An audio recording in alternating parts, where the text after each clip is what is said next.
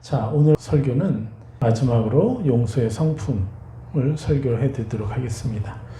오늘 주제가 뭐냐면 피해보지 않고 원수 갚는 완벽한 방법이라는 주제로 설교를 하겠습니다.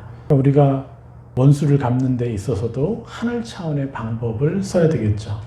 그런데 원수를 갚는 것에는 이제 두 종류가 있는 거예요. 첫 번째가 바로 하늘 차원의 원수 갚는 방법이 있고, 두 번째가 육적인 방법으로 원수를 갚는 것이에요.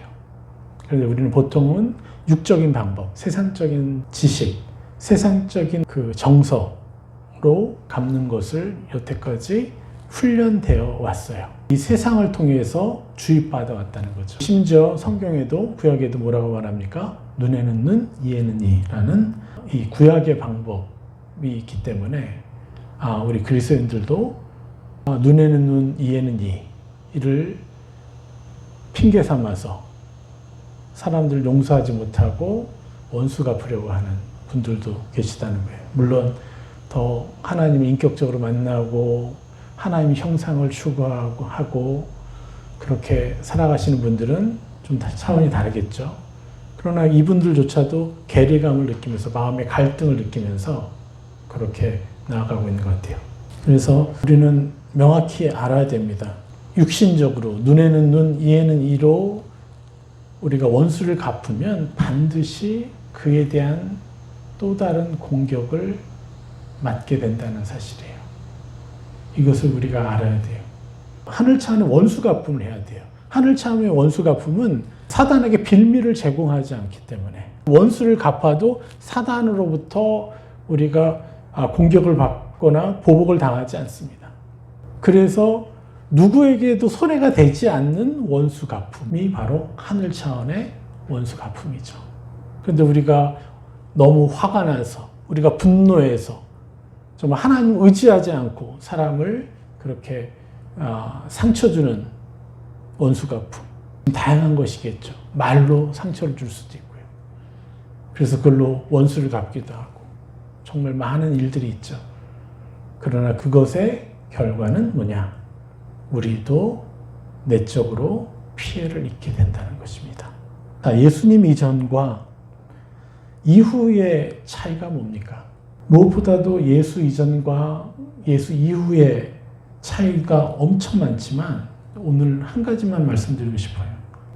그것이 뭐냐면 하나님을 바라보는 시야가 바뀐 것이고, 두 번째는 사람을 바라보는 시야가 바뀐 것이에요. 하나님을 바라보는 시야가 당연히 어떻게 바뀌어요?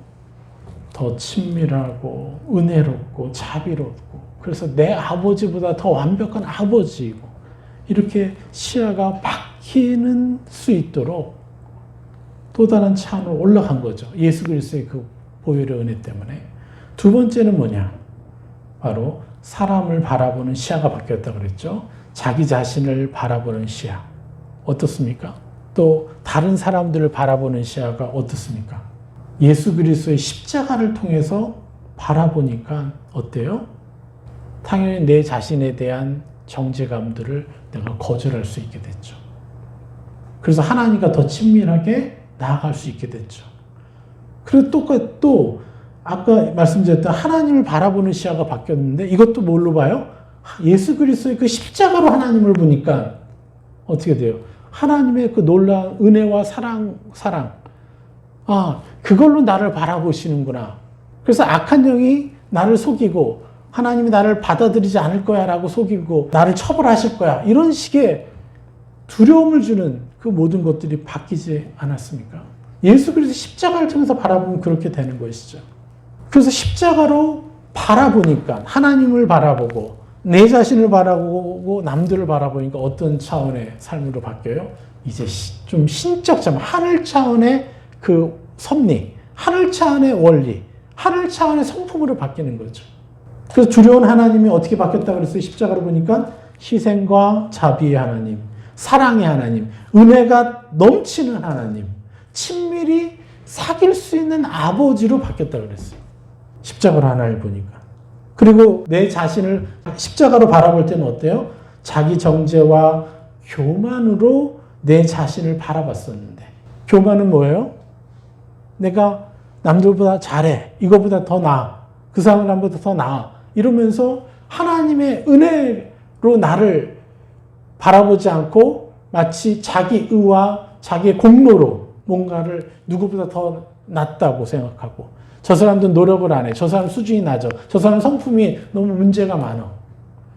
이렇게 그들에게서 나타나는 그런 모습들과 자기를 비교하면서 그들보다 좀 나은 자기 자신을 인정하는, 그것이 마치 자기 스스로 해낸 것처럼. 성품이 좋은 분들 많죠? 점잖으신 분들 많죠? 왜 점잖아요? 여러분들의 부모가 그러신 분이었기 때문에 그런 경우가 많죠. 대부분이. 어떤 사람은 왜 이렇게 개빡해요? 그들의 부모가 그렇게 훈련을 시켰으니까요. 그러니까 우리의 노력으로 된 것이 아니라 기본적으로 그런 성품의 여러 가지 것들을 하나님의 어떤 은혜에 의해서 우리가 받은 것이고 그들보다 더 나은 것인데, 마치 내가 그들보다 더 나은 것처럼. 또 공부 열심히 한 사람은, 또 막 의지력을 다해서 뭔가를 성취한 사람들은 난 아무것도 없는데 이것을 이뤘어. 네, 저도 그렇게 착각했어요. 그런데 그런 의지력도 결국 누구로부터 온 것입니까? 의지가 박약한 사람들은 왜 의지가 박약할까요? 다 그 부모와 가계의 문제, 그 집안 환경의 문제 때문에, 그 어떠함 때문에 우리도 어떠한 모습을 갖게 된 거예요. 의지력조차도, 좋은 성품조차도. 그래서 우리가 그들보다 나은 것은 하나님의 은혜 때문에 더 나은 부모님을 만났기 때문에 그런 것이지, 우리가 그들보다 더 낫고 저 사람들은 나보다 형편없어 이렇게 말하면 진짜 교만한 것이고, 하나님의 섭리와 하나님의 그 은혜를 전혀 모르는 것입니다. 여러분 기억하십시오. 우리는 자랑할 것이 하나도 없습니다. 우리는 교만해서는 안 돼요. 내 의에 빠지면 안 돼요. 나의 어떠함의 수준 높은 것으로 남들과 비교해서는 안 돼요. 그래서 교만한 사람들은 다른 사람과 자기를 비교하고 다른 사람을 자기보다 낮추려고 하고 이런 경향이 있죠. 그들과 경쟁하려고 하고, 사람들하고. 선의 경쟁이 아니라. 그래서 이러한 분들은 어떤 일을 해요? 자기 정체감에 깊이 빠져들게 돼 있죠. 남들보다 더 나은 것을 추구하려고 하지만 대부분의 감정적인 것은요, 자기 정체에 빠져 있다는 거예요. 그래서 지옥과 같은 상황 속에 놓여 있게 돼요. 그 마음의 상태가. 그런데 십자가로 그 자기를 보니까 어떻게 돼요? 용서의 하나님, 용서의 아버지, 은혜의 아버지, 새 사람을 누릴 수 있게 해주신 아버지. 그래서 나는 용서받은 사람이군요. 할렐루야. 나는 너무나 은혜를 받은 사람이군요. 그리고 이제 더 이상 나는 교만해질 필요가 없군요. 그래서 지금 저 사람이 존귀하게 보이지 않는데, 술 취하고 뭐 깽판 부리는 저 사람이 존귀하게 보이지 않는데 새 사람 입는 거죠. 아니요, 난 저 사람도 나랑 똑같이 존귀한 사람입니다. 오히려 나보다 더 높은 사람입니다. 이렇게 내가 새 사람을 입어서 그들을 하나님의 시야로 바라볼 수 있는 사람이라고 새 사람을 입을 수 있는. 그러니까 어떻게 돼요? 계속해서 바뀌어 가겠죠. 그래서 자기 자신에 대한 기대감이 있는 거예요. 내가 예수님처럼 저 영혼을 바라볼 수 있다면. 그게 소원이 아니라 이제 그런 자라고 천국을 침노하는, 이렇게 되는 것이죠. 그렇게 인간의 시야가, 사람의 시야가 바뀌는 거예요. 자기 자신을 바라보는 시야. 그리고 다른 사람들에 대해서도 마찬가지죠. 우리가 십자가로 자신을 바라볼 때 우리는 다른 사람이건 나건 내 자신이건 옛사람이 아니라 새 사람에게 집중하는 삶을 살게 되는 것입니다. 그전에는 어땠어요? 그 십자가가 없을 때, 자기 십자가가 없을 때는 어떻게 되는 거예요? 그냥 그들의 옛사람, 내 자신의 옛사람.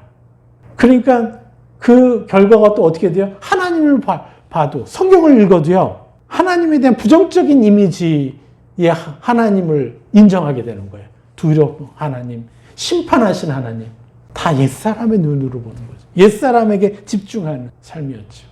그런데 자기 십자가를 통해서 어떻게 해요? 이제는 우리는 새 사람을 입어서 천국을 침노하는 그 모습에 우리가 집중할 수 있는 거예요. 내 자신이건 남들에 대해서가. 그래서 예수님 오시기 이전과 오신 이후의 가장 큰 인간의 삶의 가장 중요한 부분이 뭐냐? 바로 우리의 시야, 바라보는 시야가 바뀌었다. 어떻게 바뀌어요? 자기 십자가를 짊어지고 그 십자가로 사람들을 바라보고 내 자신을 바라보고 하나님을 바라보는. 할렐루야. 이게 얼마나 놀랍습니까? 이게 진정한 거듭남이죠.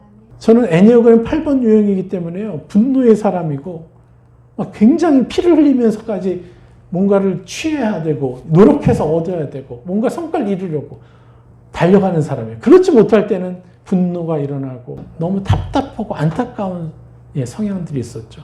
또 게다가 저희 아버님은 사업에 실패하시면서 술을 드시면서 막 그 안에 막 괴물들이 나타날 때 그런 것들을 바라보면서 자랐기 때문에 제 안에도 그런 이제 막 안 좋은 것들이 있었죠.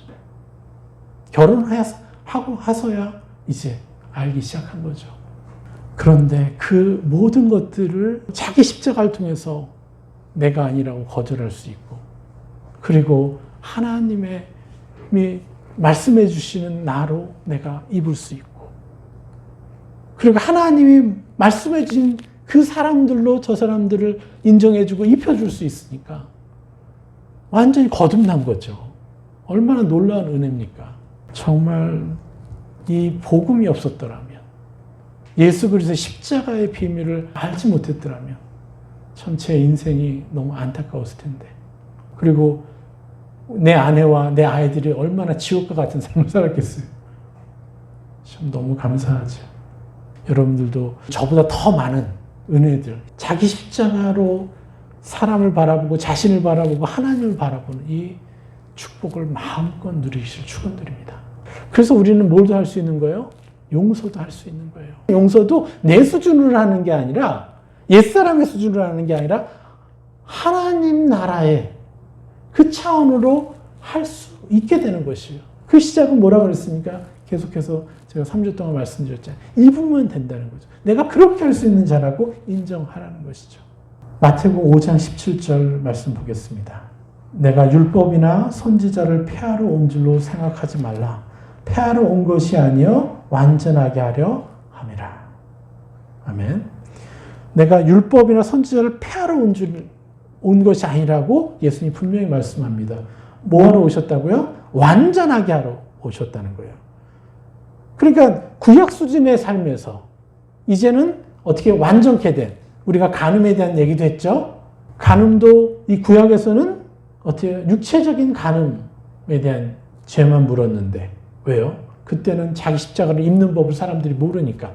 하나님 여전히 그러한 하나님이셨음에도 불구하고 자기 십자가의 은혜를 사람들이 실제적으로 보고 가르침을 받지 못했기 때문에 어떻게 해요? 그냥 인간적인 차원의, 율법적인 차원의 간음의 그 기준으로 간음죄냐 아니냐를 따졌는데, 예수 그리스도는 뭐라 그랬습니까? 이 간음죄를 하늘 차원의 간음으로, 완전한 율법으로 완성시켰죠. 그게 뭐예요? 마음속으로 생각하는 것 자체, 그것만도 간음이다라고 분명히 예수님 말씀하셨습니다. 그리고 저는 그거를 충실히 따랐어요. 물론 패배한 적도 있지만 제 마음속에서조차도 어떤 사람에 대해서 음란한 생각이나 어떤 것들이 들어올 때 그거와도 싸우고, 나 그런 사람 아니다. 그리고 새 사람을 입어서 어떤 이성이건 그 사람들을 예수님처럼 존귀히 바라보는 그러한 하나님의 아들이라고 내 자신을 입기 시작했을 때부터 음란의 수많은 공격으로부터 자유케 되게 된 것이죠. 예. 많은 남자들은 이것들을 잘 인정하지 않을 수 있어요. 워낙 그게 감정으로, 의지로 계속해서 공격이 들어오기 때문에요. 그리고 미디어를 통해서도 끊임없이 들어오죠. 그러나 여러분, 우리가 예수를 믿습니까? 그러면 율법을 완전하게 하신, 율법을 완전한 기준으로 세우신 그분을 믿어야 되고, 그 완전한 율법을 이룰 수 있도록 그 방법까지 만들어 놓으신 바로 자기 십자가의 능력을 여러분 믿으셔야 됩니다. 그러면 우리는 하늘 차원의 율법을 누릴 수 있게 돼요. 모든 것들을. 무엇으로 가능하다고요? 바로 십자가 보혈의 은혜, 사랑, 그 권세로 그것이 가능하다는 거예요. 할렐루야. 그래서 우리는 완전케 된 율법을 창유할 수 있는 권세를 부여받은 존재예요. 그래서 그냥 세상적인 용서가 아니라 하늘 수준의 용서를 누려야 되는 거죠. 또 로마서 13장 8절에 피차 사랑의 빚 외에는 아무에게든지 아무 빚도 지지 말라. 남을 사랑하는 자는 율법을 다 이루었느니라. 아멘. 피차 사랑의 빚 외에는 아무에게든지 아무 빚도 지지 말라. 남을 사랑하는 자는 율법을 다 이루었느니라. 뭐라고 그랬습니까? 남을 사랑하는 자는 율법을 다 이루었느니라. 남을 사랑하는 자. 이 사랑 안에 모든 율법이 그 기반 위에 서야 돼요. 사랑의 기반 위에 율법이 하나하나 꽂혀 있어야 되는 거예요. 그러니까 원수 갚는 것도 어디에 있어야 돼요? 남을 사랑하는 것 위에 있어야 되는 거예요. 그래서 우리가 사랑하지 않고 원수를 갚으면요. 어떻게 돼요? 악으로부터 반드시 보복당합니다. 그래서 하나님 앞에 나아가서 해결하고 그리고 그들을 하늘 차원으로 나아가서 하나님의 그 사랑을 힘입어 우리가 원수를 갚을 때 우리는 놀라운 능력을 얻게 되고 그리고 보상이죠. 그리고 그 원수 갚음으로 악의 계계들을 진멸할 수 있게 되는 것이죠. 그래서 원수 갚는 방법도 완전케 된 율법 수준으로 우리는 누려야 된다는 것이죠. 로마서 13장 10절 사랑은 이웃에게 악을 행하지 아니하나니 그러므로 사랑은 율법의 완성이니라. 할렐루야. 그래서 우리는 점검해 봐야 돼요, 사실. 여러분, 그 성품 책에는 용서에 대한 하늘 성품이 얼마나 풍성한지 점검하는 10가지 방법이 질문이 있어요. 여러분 잘 들어보십시오. 제가 요거는 한번 적어서 제가 카톡에 올려드리도록 하겠습니다. 첫 번째가 나는 사람들을 얼마나 용서하는가에 대한 첫 번째 점검해야 될 질문. 첫 번째 질문이 나의 인생 목표가 참사랑의 능력을 얻는 것인가? 두 번째, 아직 용서하지 않은 사람이 있는가? 세 번째, 누군가에게 상처를 받으면 그것을 시험으로 보고 기뻐하는가? 네 번째, 내게 잘못한 사람을 용서하면 그 사람이 자기 실수를 통해 아무것도 배우지 못할까 우려하는가? 다섯 번째, 가해자를 처벌받게 해야 할 책임이 내게 있다고 믿는가? 여섯 번째, 가해자를 용서하면 또다시 그런 일을 하도록 부추기게 될까 우려하는가? 그리고 일곱 번째, 어떤 가해자를 생각하면 고통과 아픔이 살아나고 있는가? 여덟 번째, 가해자가 내게 저지른 잘못을 내가 그리스도께 저지른 더 큰 잘못과 견주어 보고 있는가? 아홉 번째, 내게 악을 행한 사람들에게 선으로 갚을 길을 찾아보았는가? 열 번째, 같은 신자가 내게 잘못했을 때 그리스도의 몸 안에서 그 사람이 나와 연결되어 있는 모습을 마음에 그려보았는가? 같은 몸이라는 거죠. 같은 형제 자매라는 거죠. 이 10가지에 대한 질문 중에 여러분 몇 가지나 그렇게 하고 싶다. 못하고 있는데 그렇게 하고 싶다. 이것만 해도 대단한 거죠. 이게 몇 가지나 있을까요? 여러분 이거 10가지를 여러분 많이 입어보세요. 나라고 그런 사람이. 그러면요. 정말 어느 날 그런 마음, 그런 갈망을 하게 되는 것이에요. 그래서 이 10가지 이 성품책에서 나오는 이 질문을 여러분 세 사람을 입을 찬란한 하늘 성품으로 여러분 누리시기를 축원합니다. 우리가 본격적으로 하나님이 가르쳐 주신 원수 갚는 법 로마서 12장 17절에서부터 20절까지 말씀을 보겠습니다. 로마서 12장 17절 아무에게도 악을 악으로 갚지 말고 모든 사람 앞에서 선한 일을 도모하라. 할 수 있거든 너희로서는 모든 사람과 더불어 화목하라. 내 사랑하는 자들아 너희가 친히 원수를 갚지 말고 하나님의 진노하심에 맡기라. 기록하였을 때 20절이요. 내 원수가 줄이거든 먹이고 목마르거든 마시게 하라. 그리함으로 내가 숯불을 그 머리에 쌓아 놓으리라. 21절 악에게 지지 말고 선으로 악을 이기라. 뭐라고 말씀합니까? 아무에게도 악을 악으로 갚지 말고 모든 사람 앞에서 선한 일을 도모하라고 하셨습니다. 악을 악으로 갚는 것은 그리스도인이 아니에요. 참 그리스도인의 삶의 수준은 악을 악으로 갚는 것이 아니라 악한 일을 당했을 때 그것을 선한 일로 도모할 수 있는 능력을 갖춘 게 그리스도인이라는 거죠. 할렐루야. 그게 바로 여러분이라는 거예요. 우리가 그렇게 살아갈 수 있다는 거예요. 그래서 우리는 악을 악으로 갚지 말고 선한 일을 통해서 그 악한 일을 진멸해버리는 그러한 삶을 살 수 있는 것이 바로 하늘의 약속인 거예요. 그러면서 18절에 할 수 있거든 너희로서는 모든 사람과 더불어 화목하라. 무엇부터 해야 돼요? 화목하라. 여러분의 마음 안에 있는 그들을 향한 쓴뿌리들을 하나님 앞에 가져가서 그들을 축복해 주는 사람이 되어 보십시오.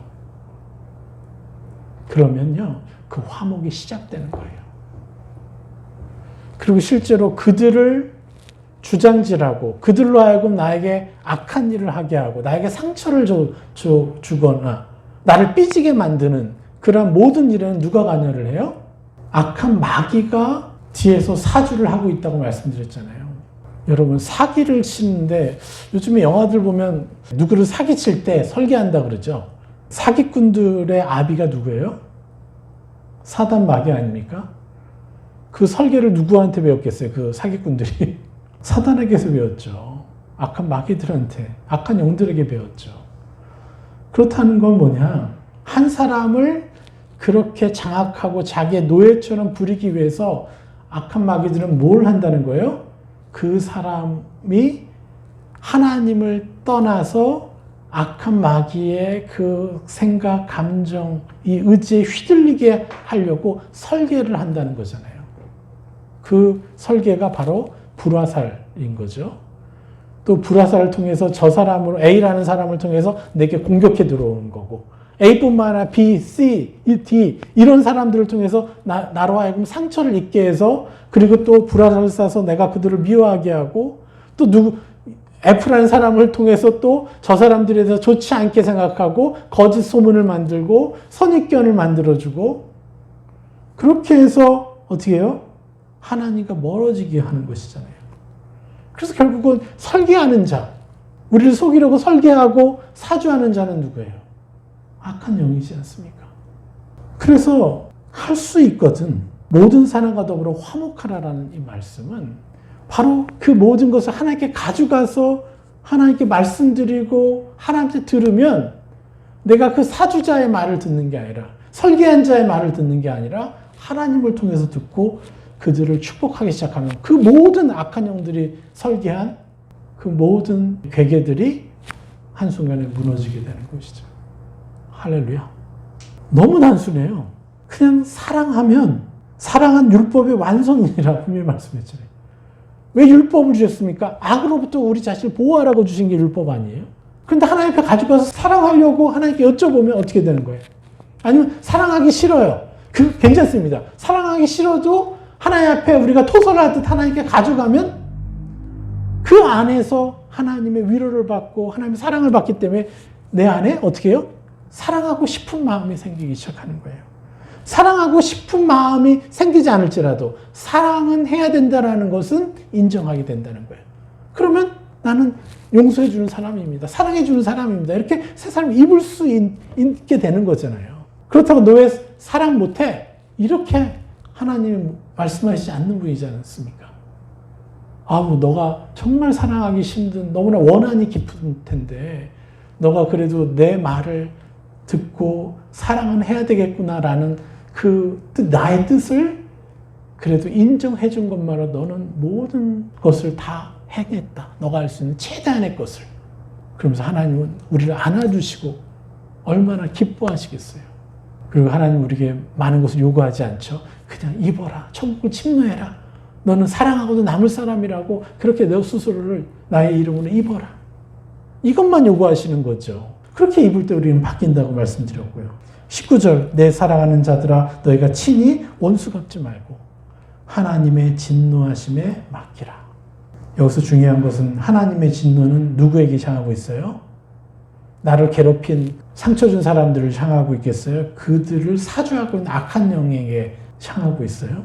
설계한 자, 사주한 자들에게 하나님의 진노가 향하고 있는 거죠. 분명히 말씀하십니다. 내 사랑하는 자들아 너희가 친히 원수를 갚지 말라. 육적인 원수를 갚지 말라는 거죠. 하늘의 원수 갚음을 해라는 거예요. 행하라는 거예요. 자, 기록되었을 때 이 기록은 시편 94편 1절 우리의 말씀에서 따옵니다. 여호와여 복수하시는 하나님이여 복수하시는 하나님이여 빛을 비추어 주옵소서. 뭐라고요? 여호와여 복수하시는 하나님이시여 복수하시는 하나님이여 빛을 비추어 주소서. 예, 하늘에 복수를 해달라는 거죠. 또 이사야 59장 17절 공의를 갑옷으로 삼으시며 구원을 자기의 머리에 써서 투구로 삼으시며 보복을 속옷으로 삼으시며 열심을 입어 겉옷으로 삼으시며 보복을 속옷으로 삼으신 하나님이십니다. 그래서 우리를 대신해서 보복해 주실 것이에요. 그러나 진정한 보복은 뭐예요? 우리가 어릴 적에 중국 영화를 많이 보고 자란 것 같아요. 그렇죠? 그 무협 영화. 이 한 일파가 다른 일파를 전멸시켜요. 그럼 그 중에 꼭 한 아들이건 딸이건 살아남아요. 그럼 그가 성장해서 또 그 반대파를 또 진멸하는 거야. 그러면서 끝나는 거야. 이게 동물의 왕국이죠. 그래서 세상이 밝아졌습니까? 세상이 더 정의로워졌어요? 그렇지 않죠. 계속 서로 원수 갚는 거잖아요. 지금 푸틴도 왜 러시아가 우크라이나를 침공합니까? 자기네들도 받은 상처 때문에 그런 거 아니에요. 모든 게 다 그렇습니다. 왜 독일이 그 히틀러의 그 파시즘에 속아서 왜 세계대전을 일으켰어요? 그것도 마찬가지죠. 왜 독일을 괴롭혔으니까. 경제적으로 괴롭혀서 애라 못 살겠다 이러면서 힘드니까 히틀러가 나와가지고 그 민족에게 그 보복 심리와 이런 정말 악한 것들을 심어준 거 아닙니까? 너무 안타까운 거죠. 결국은 육적인 원수 갚음은 세상을 밝게 하지 않습니다. 더 어둡게 할 뿐이에요. 그게 악한 영들이 원하는 것이죠. 그래서 하나님의 원수 갚음은 누구에게 있는 거예요?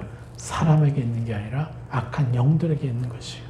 그래서 그것에 대해서 하나님이 원수 갚겠다고 친히 말씀하신 거예요. 그래서 기록되었을 때 원수 갚는 것이 내게 있으니 내가 갚으리라고 주께서 말씀하시니라.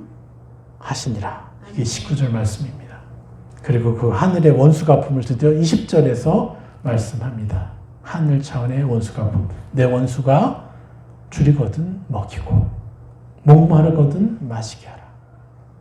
그리함으로 내가 숯불을 그 머리에 쌓아 놓으리라. 그들에게 무엇을 준다는 거예요? 하늘 차원의 기준을 보여주고 하늘 차원의 기준으로 그들을 섬길 때 어둠에 묶여 있었던 그 사람의 양심이 살아나서 그 자기를 그렇게 쫓아나고 원수갚게 만들려는 악한 영의 생각과 충동질과 스스로 싸워서 이길 수 있게 만들어준다는 것이죠. 더군다나 우리는 무엇까지 할 수 있어요? 그들에게 악한 영들이 화전을 사서 불화살을 쏴서 그들을 속였던 것과 동일한 방식으로 우리는 성령의 검을 들어서 그들의 옛사람을 베어버리고 벗기고 새 사람을 입히는 양날의 검을 통해 우리는 그들에게 신적 차원의 일을 할 수 있는 거죠. 악한 영들처럼. 우리는 어둠을 입히는 존재가 아니라 새 사람을 입히는 존재인 것이죠. 할렐루야. 그래서 그들에게 숯불이 뭡니까? 숯불을 올리는 것. 머리에 쌓아놓는 것. 그 숯불이 뭐예요? 성령이잖아요. 성령의 기준들. 하늘의 수많은 성품들을 그들에게 쌓아 올리라는 거예요. 20절 다시 말씀드리면 내 원수가 줄이거든 먹이고 목마르거든 마시게 하라. 그리함으로 내가 숯불을 그 머리에 쌓아 놓으리라. 할렐루야. 그래서 21절에 뭐라고 끝맺음했습니까? 악에게 치지 말고 손으로 악을 이기라. 이게 바로 그리스도인들이 지향해야 될 삶인 것이죠. 여러분이 이것에 여러분의 모든 생명을 집중하면요. 에너지를 집중하면 여러분은 찬란해질 수밖에 없어요. 여러분 직장 생활을 통해서 상사로부터 누구로부터 수많은 공격을 받습니까? 여러분 여러분 직장에 가서 돈을 버는 게 여러분의 목적이 아니에요. 물론 그게 엄청나게 여러분의 삶에 도움이 된 것 같죠? 그러나 여러분이 한순간에 그 직장을 잃어버리게 되면 어떻게 될 것입니까? 여러분의 직장이 여러분의 우상이 돼서는 안 돼요. 여러분은 그곳에서 하나님의 사람으로 사는 게 하나님이 여러분의 직장을 주신 목적이에요. 그러면 나머지 여러분의 경제적인 거 하나님이 해결해 주실 것이라는 거예요. 여러분 이 세상을 믿지 마시고 하나님을 의지하고 하나님의 형상. 아까 뭐라 그랬습니까?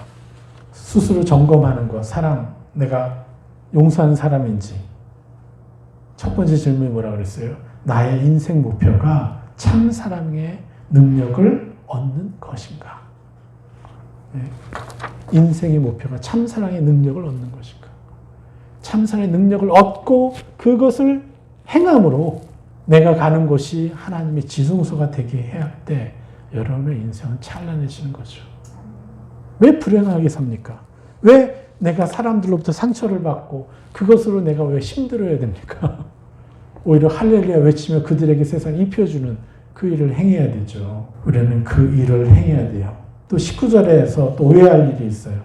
19절에 하나님의 진노하심에 맡기라 할 때 그 진노하심도 악한 영에게 하라는 것이지만 실제적으로 그 말씀을 풀어드리면 하나님의 진노하심 이것은 올게 마음이나 태도로서의 화를 얘기하는 거예요. 마음이나 태도로서의 화, 분개, 분노. 하나님의 진노하심에 라는 단어를 그냥 올게. 그러니까 하나님이라는 단어가 없어요. 그래서 너희가 친히 원수를 갚지 말고 분노를 드리라 라는 뜻이라는 거예요. 이 맡기라는 뜻이 기증하다는 뜻이에요. 그러니까 하나님의 진노하심에 맡기라는 것은요. 하나님이 육적으로 그들을 보복해 주실 것이야 라고 생각한다면 이것은 하나님을 인간 취급하는 신성 모독인 거예요. 실제로는. 이게 뒤에 원수 갚는 것이 내게 있으니 라는 그 표현 때문에 사람들이 의혹한 것이에요. 하나님 원수 갚을 것이다. 근데 그 원수를 어떻게 육적으로 갚아주실 것이다. 이렇게 생각하는 거예요. 그런데 제가 앞에서 설명해 드렸죠. 그래서 이 말씀은 어떻게 번역을 해야 돼요? 내 사랑하는 자들아 너희가 친히 원수를 갚지 말고 너희의 분노를 하나님께 드리라. 이게 제대로 된 번역인 거예요. 원어상으로. 그 앞에 충분히 설명해 드렸죠.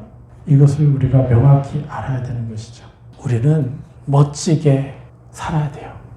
우리가 굳이 원수를 갚는데 왜 내가 피해를 당하면서까지 내 생각, 감정, 의지가 세상이 원하고 악한 일이 원하는 그 상태에 묶여서 살아야 됩니까?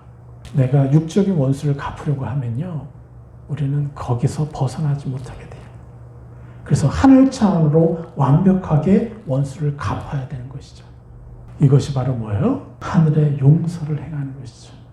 그래서 하늘 차원으로 하나님과 친밀하게 사귀고 남은 이 땅에서의 생을 멋지게 살아야 되는 것입니다. 그렇게 되면 어떻게 돼요? 이 땅에서 내가 하늘 용서를 해준 만큼 뭐가 돼요? 하늘 영생에 내가 얼마나 더 멋지게 영원한 시간을 살아갈 것인가를 미리 준비해 나가는 그 상급들, 이것이 채워지게 되어 있는 것 아닙니까? 그래서 용서는요, 선택이 아닙니다. 그리스도인에게는 필수입니다. 왜요? 우리가 찬란한 삶을 영생토록 누려야 되기 때문에 그렇습니다. 참 행복에 이르는 길입니다. 그래서 여러분들 지난 4주 동안 용서에 대해서 우리가 배웠는데 우리 더 멋지게 사람들을 용서해주고 또 용서할 일들을 주신 것들에 하나님께 감사하며 용서하지 못해 내가 쓰러질 것이 아니라 용서를 통해서 하나님의 찬란한 형상에 더 깊이 나아가 더 행복해집시다. 예. 오늘 말씀 여기까지 전하도록 하겠습니다.